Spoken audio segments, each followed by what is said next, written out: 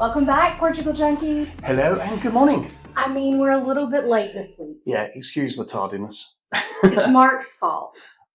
Which is not Very nice. very nice, or actually, it's usually my fault. So I'll just take it on the chin. Tell him what you had to do this week.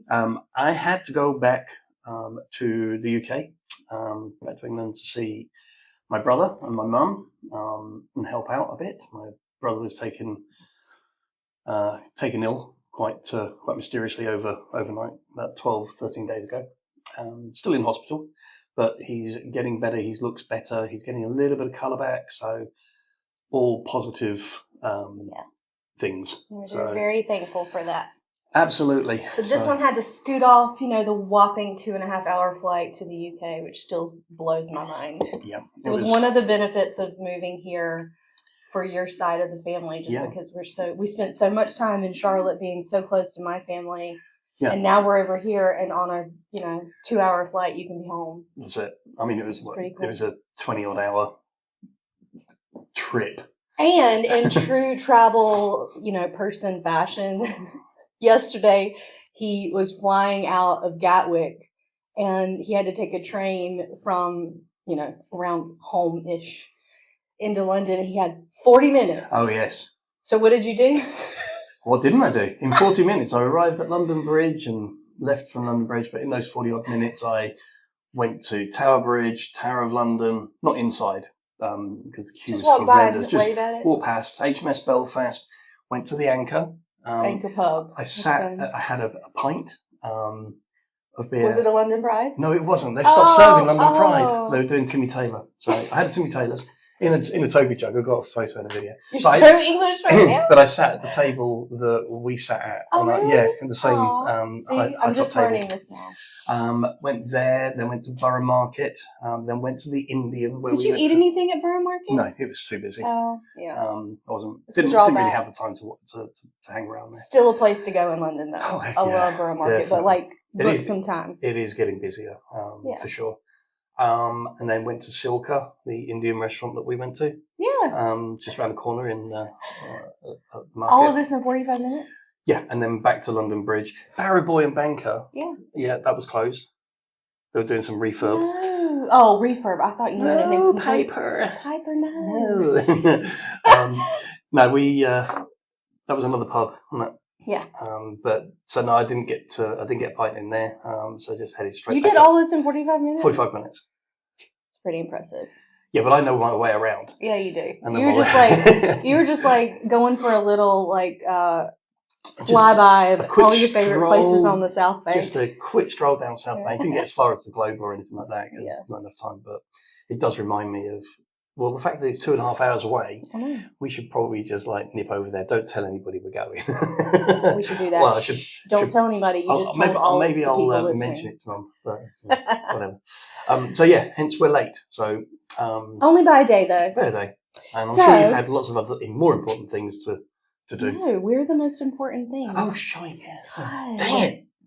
But today we are bringing you something I hope will be very, very valuable. So we get the question all the time from people, which is, how did you choose, or how do I know where to land when I move to Portugal if I'm planning to do that? Yeah. Because that is the thing. You want to make sure that, and you're not going to get it right every time, but you want to make sure that you can get it less wrong. Your entry into a new country is as, pleasant as possible, because you're going to have a lot of other shit going on, quite frankly, for sure, in the transition. So, I mean, we've made that perfectly clear in past episodes where we got it wrong, then we got it right, then we got it wrong again. Yeah, but it's not even about the apartment. We're talking today about you're talking about Porto. Yeah, no, but it wasn't wrong. Get it wrong. No, maybe I'm confusing the two. That was more about the apartment than the actual place where we wanted to be. Right. We knew after doing a little bit of research and doing all the things we wanted to do that Porto was going to be our first landing spot. We knew that. Well, and I think that's important. So we came up with kind of a Portugal Junkies method for this to help you guys figure out how to think about the most important things to you so that you can start to narrow down to 3 or 4 potential places when you're thinking about moving here. Absolutely. And it does not involve a dart and a map. where you throw a dart at a map and wherever it lands is where you go. It does not involve that. Honest. I'm letting it ride. I'm letting that silence ride because okay. I'm punishing you for bad jokes. That wasn't that bad. That wasn't even Anyway, a joke. here we go. Step one. Step one. Here's we're going to think it's 5 steps. So first is thinking about this climate. Yep. Okay, and this is variable these days. It feels like because the past 2 seasons have been unseasonably wet everywhere in Portugal. However, when you look at a map of Portugal, typically anything Lisbon and north is going to be considerably chillier there in the winter. And wetter. And a lot wetter. And when I say a lot wetter, like it's very wet from, I would say, December, January, February, probably even into March. Yeah. And so even down here in the Algarve where we've had, I think the number was like 243% more rain or something I saw something on like Portugal News the other day, than usual. Mm-hmm. And so I give you that asterisk by this conversation. But in general, you want to think about what kind of climate you're interested in living in. I think it's important, right? Definitely. Portugal has great weather. Mm-hmm. It's like a temperate kind of Mediterranean climate, especially in the south. But I think you really need to do some research about how different it is from north to south, which is kind of what we're telling you here. Yeah. I mean, that it can be very different. Yeah, one of the things to do here sometimes when you speak to people is that, I'm from California, so I probably want to be in the Algarve. And this is generalizations, but those, somebody that says I'm from Seattle, so I don't mind being up in Porto. Right. It's kind of like that, but you've got to put your own spin on it. San Diego gets compared to Ericeira all the time. Mm. And that is on the coast just west of Lisbon, just a little bit northwest of Lisbon. So the number one, like the first step to me is thinking about what kind of climate is ideal for you. Yep.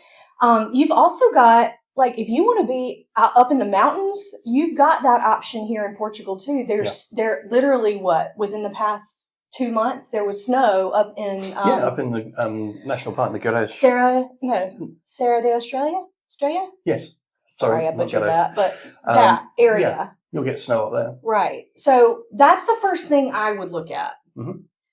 Okay. So now that we have determined climate, I think the second step is geographical too, which is, well, obviously if we're picking a location, but I feel like it's important to look at whether you want to be on the coast or you want to be more inland. Yeah. And there's beautiful places for both that are not on the coast, and there are beautiful places that are like all along the coast. That's what Portugal is known for. So if you're really looking for beach life, that helps you narrow down things very easily, right? So let's think. So first step, we said we were going to be south, as an example, south of Lisbon because we wanted a warmer climate, and then let's just say we want to be at the beach. We want to be in proximity to the coast and enjoy beach life and water sports and all that. So that has narrowed it down further. Yep. My dear, sweet listeners, I say this with all the love in my heart. If you haven't traveled in beautiful Portugal yet, what are you waiting for? You are missing out big time. Iconic beaches, delicious wine, centuries of history, and honestly, some of the most beautiful people that you will ever meet. Why do you think we moved here? So, when you're ready, we are ready to help you plan the most perfect customized Portugal itinerary just for you, and more importantly, how you like to travel. Family trip with the kiddos, lazy girl travel, history buffs, foodies, combinations of all of those, we got you. After exploring Portugal since 2022 and then immigrating here, we're really excited to build travel plans for you that help you see this gorgeous, special place by understanding the way that you like to travel. Book a free call with us right now on our Stan store at stan.store/PortugalJunkies, and we'll talk through your ideal trip and start planning your customized Portugal itinerary. You'll even get your final itinerary on an app to use during your trip for easy access right on your phone while you're here. Remember, adventure is a verb, y'all. We're excited to help you plan yours. Now we got number 3, which is, what size of place do you want to live in? We live in a village of 15,000 people in Tavira. Yeah, within the main centre. Right. Yeah, there or thereabouts. And I am from originally a town of 5,000 people in North Carolina. And I told myself that I would never do that again. And here I am. And now I know Well, you've tripled it. 5,000 versus 15 is not the same experience. But I'm really enjoying it at this stage in my life when I didn't think that I would ever want that again. But I think it's different because when I was growing up, I was like, I couldn't wait to be in a bigger city. And I experienced that in Charlotte for 20 years. Mm-hmm. And you just want a slower pace. And like, that is what it is for us. So Tavira here is giving you examples. So you've got villages, you've got like fishing towns that are literally like teeny tiny little spots, but beautiful place to live. Yeah. And then you've got some of the bigger areas in the Algarve, for following our example, like Lagos, Faro, Portimao, Albufeira. And all of these give you more people, more things to do, more activity all the time. And so I think that kind of narrowing that down is important. You know, you might want to be living in Lisbon. And so Lisbon is your spot.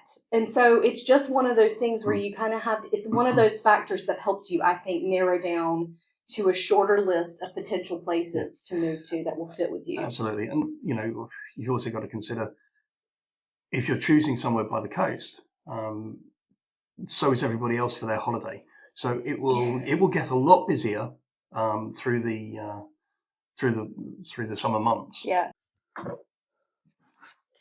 Okay, fourth step is determining, which is a big thing for us. Mm-hmm. Do you want to have a car? Yeah.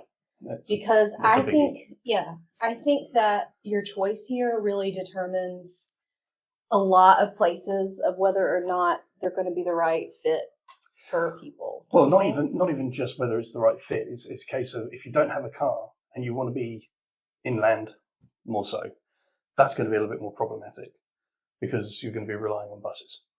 Right. So I would say in general, and we've talked about this a lot, Portugal has great public transportation. Sure. And our favorite is by far trains.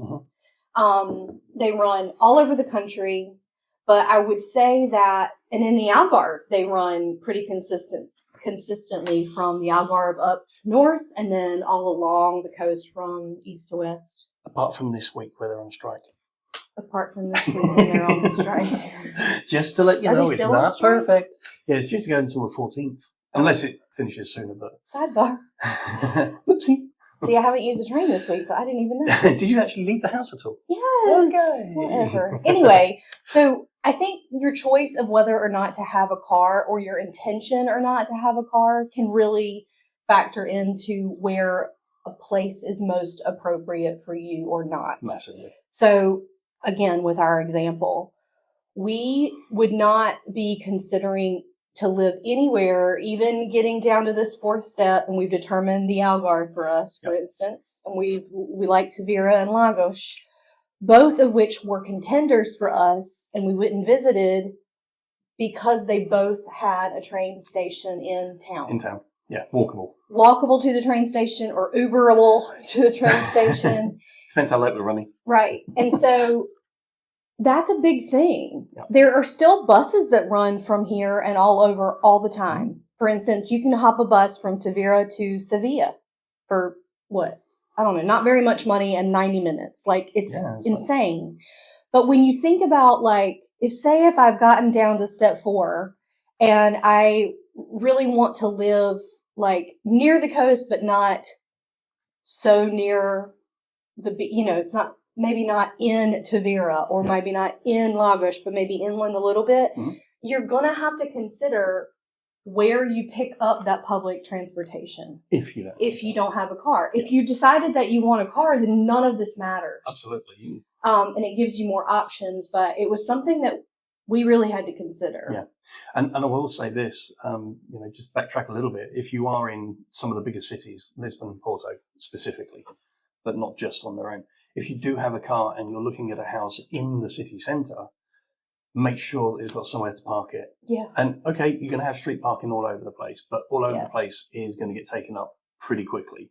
So it's just, again, another obvious statement, but worth mentioning. Well, and I think, if you do these steps and you get down to step 4, right, and it's really the one that might determine your decision of whether or not to have a car. Because then your place might determine, well, Actually, I'm going to see what I can do without. I'm going to do without and see how it goes, because we love it, by the way. Yeah. We really do. Absolutely. I do not miss driving much at all. Although I will say that last week, because when I go over to the UK, I drive Mum's car and sort of I chauffeur her around. She's like, "Oh, I didn't know that was there. I didn't see that before." So it's nice for her. And going down some of the country lanes in Kent, they get a little bit thin, especially at the moment with all the overgrown trees. Yeah. And this complete twat driving at me because he was just a child and then mouthing off. It's just like, this is another reason why I don't enjoy driving. And you don't want to live there anymore. Right. And it's, again, just slightly off, but driving itself comes with all sorts of assholes. I just think it's a big factor, especially if you're an American thinking about moving to Portugal, which is usually our audience, not trying to. No. But if you're from a place where it's just car culture all the time, which is usually North America, period. Canadians and Americans, we drive everywhere, basically. Because everything's much bigger. You've got to have a car to actually But it's so part of life that sometimes we forget, how it could be without that. And I feel like it's an excellent opportunity when you move over here. But again, this is really just about trying to give you thoughts and questions to ask yourself to help narrow down to certain places. Hey babe, how many times do you think that we rode the should we or shouldn't we move to Portugal roller coaster before we actually did it? I don't know, maybe 193 times. Wouldn't it have been so cool if we had us during that time, to talk to? Absolutely. I'd love talking to us. Me too. So, we've decided we are going to be the us we needed for you guys. If you want to shoot the shit, ask us anything, or just get some real life perspective from our experience of moving from the US to Portugal, we are now opening up our calendar for one-on-one calls. We can also hook you up with some of our best legal, immigration, and tax partners who helped us along the way. You can choose a mini call for 30 minutes, or if you're talky-talky like me, an hour, and we'll hop on Zoom together to answer anything we can for you as you try to decide what's best for you in your potential move to Portugal. Book with us right now on our Stan store at stan.store/Portugal Junkies, and we'll see you there. So the last step is really, if you've got your list of 4 or 5 places that you're thinking might really fit what you're looking for, then build your scouting trip. And that's what Mark does. That's what I love doing. Scouting trip and itineraries. But in this specific case, it's kind of the same-ish, but you're building it with a different lens. You're building it with a family in mind, looking for a particular place to live, or a selection versus somewhere to visit. Yeah, a selection of places. Should I be here or here or here? And go and live and breathe them for a few days each. Right. I think there's a big difference of building an itinerary for someone who's just here to travel and see the sights. Absolutely. And I think living here helps us do that, or helps you do that, build an itinerary for a scouting trip for someone, because you might choose different things for them to spend their time doing. Absolutely. You got to get to know a place. Yeah. And also, is a school important? Is, all of these other things. Is it important that you're near a hospital? How far is it? Mm-hmm. All of that stuff. Do you need access to an airport to be close by? Yeah. Honestly, sometimes it's easier to go, and I have thought about this, it's easier to go to Sevilla and fly from Sevilla to the UK My nephew's doing than it is to go to Lisbon. Now, we're lucky that we've got Faro, and we can go from there. Right. But, sometimes a little bit stretch. Pro tip, try to fly into Sevilla. Yeah. When you're coming to visit Portugal, it's a 90-minute drive, especially if you're That's coming what from Cam's the doing. Algarve. That's what Cameron's doing, my nephew, in August, and I'm so excited. Yeah. He got a great deal on a trip straight from DC to Sevilla. Mm-hmm. And then we're just going to go pick him up. I mean, and then we're going to spend some time we're in Sevilla, fortunate because we're on that side. We're on the east. I say we're going to go pick him up. We're going to rent a car, right? See, this is a good example of like, there are times when you're going to rent a car because you need a car. But again, it will never be more expensive not to have a car here. Does that make sense? Did I say it wrong? I don't know. It will always be less expensive to not have a car, even if you Ubered every day, even if you rented a car consistently, like even if you did it once a month. You could not make up. You could not spend more money that way. And so I'm agree with that. I'd agree with that. And also it means that you don't have to worry about, should I have a glass of wine or not? Right. It's like, I'm doing it. Yeah. So tell them more about the itinerary. What do you charge now for a week? So for a week is $149. That's to build it out, and that provides information about the areas, the locations. This is all set up on a free phone call first. Yeah. About quick 30 minute. What you want to do? Say quick 30 minute, ain't you? About what are you trying to achieve? And let's sort of work out what that looks like. You get a first issue of an app. This app stays with you for all the time. It comes with sort of inbuilt maps and hotels and restaurants, and, just to really help you understand what would it be like if I lived here. Where would I go and eat? Where would I get coffee? Where's the grocery store? Where's the school? Where's this? All of those things are built into it so that you don't have to find them. They're already in there. Yeah. And you can, once you've downloaded your itinerary on the app, you can make it available offline so that if for some reason you don't have 5G or for some reason you're not connected, you still have access to all the information, which I think is a really cool feature. It is. It's just a really, really cool app. Love using it and use it for itineraries as well as scouting stuff. Quick conversation first, build it out the way you want it. At the same time, if when you get the first one, you think, actually, I really want a little bit more info about this location or that location or whatever it might be, that's fine. Within that same price, I'll just adjust it to, I want people to be happy with the product that they get at the end of the day. And if that takes one or two iterations within that price, then so be it. That's not a problem. Awesome. Yeah. Okay, so let's recap our 5 steps. Hit it. Climate. Yep. Inland or coastal? Yep. Size of place. Do you want to be in a village, a town, a big city? What size place feels good to you? Public transportation versus car. Yep. And then book your scouting trip. Absolutely. Did I get it all? You did. Well done. Awesome. You are. We will see you next week. Thank you very much. And we will not be late. I'm trying to convince my sister. So my sister's coming next week. I'm very excited. I'm about through the roof. I'm excited. And she's going to be with us for 2 weeks. I'm trying to convince her to come on the pod with me. Yeah, I'm going to get sidelined. And I thought that she'd be so excited. And she's like, I don't know about that. I'm like, all we're doing is going to be talking. You can just talk we just have to hit the record button. You can just talk about the shiz that you don't get to talk about on every other day. I just think that would be funny. It would. And sweet. You can see how wonderful she is. She is. Okay. Love it a bit. Cheers, y'all. Take care. Have a good week. See you next week. Cheers. Cheers. Bye. Listen up, future expats. For more content about our move, the visa process, Portuguese culture and destinations, and tons of support resources for your own decisions and potential move abroad, follow us at Substack, TikTok, and Instagram at Portugal Junkies. Stay in touch and help us reach more people by subscribing here and following us there. Cheers, y'all.